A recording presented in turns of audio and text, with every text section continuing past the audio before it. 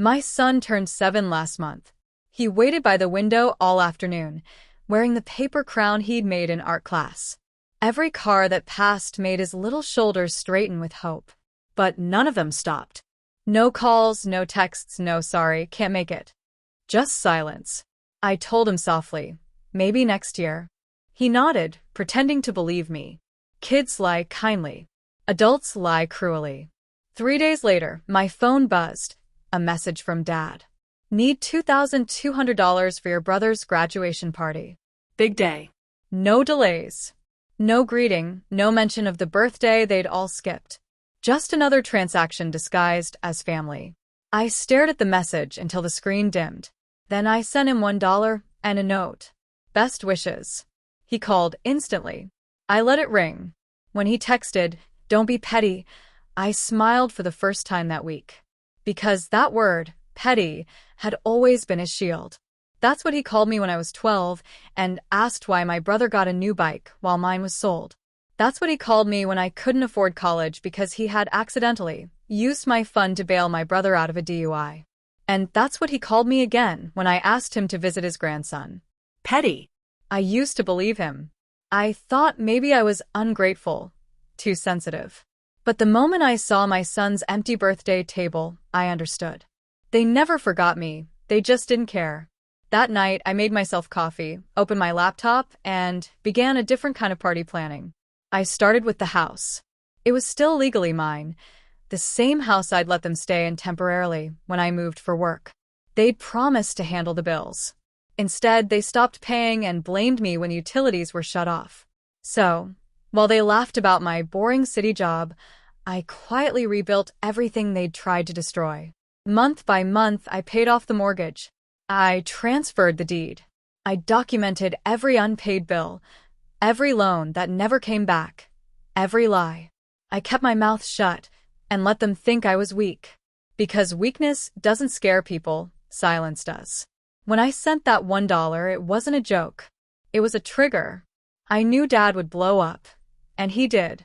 He came storming to my house that weekend, shouting in the driveway, demanding his respect. I didn't answer the door. He tried his old key. It didn't turn. I'd changed the locks that morning. I heard him rattling the handle, muttering the same curses that used to break me when I was a kid. Now, they just sounded tired. He left eventually, but not before spitting on the welcome mat. My son watched from the window again, silent this time. "Who's that, Mom?" he asked. "No one important," I said. 2 days later, there was a knock on the door. Uniforms. "Ma'am, we received a report that you're unlawfully occupying your father's property." I almost laughed. Of course he went there. When manipulation fails, men like him reach for authority. I handed them the paperwork, a freshly notarized title deed, my name on every line. Their expressions shifted from professional to awkward. "Seems everything's in order, ma'am. Sorry for the inconvenience." "No inconvenience at all," I said. "He's been trespassing for months." They left. He didn't come back. That night, I got another text, a long one this time. "You think you're better than your family? You think money makes you right? I raised you. I sacrificed everything." I typed back. "You sacrificed everyone, not everything." Then I blocked his number. A week later, my brother tried calling from an unknown line. He begged, then threatened, then begged again. He said, "Dad's sick with stress. You've gone too far." I didn't reply. He forgot. Dad taught me exactly how far too far was. And I'd learned from the best. Word spread fast in our small town. Everyone knew. The man who'd spent years bragging about his control couldn't even enter the house he once called his kingdom. His friends stopped answering his calls. His drinking buddies avoided him at the bar, because nothing ruins a narcissist faster than silence. Public, undeniable silence. Last week, I took my son back to that same dining table. We made cupcakes together, no guests, no expectations.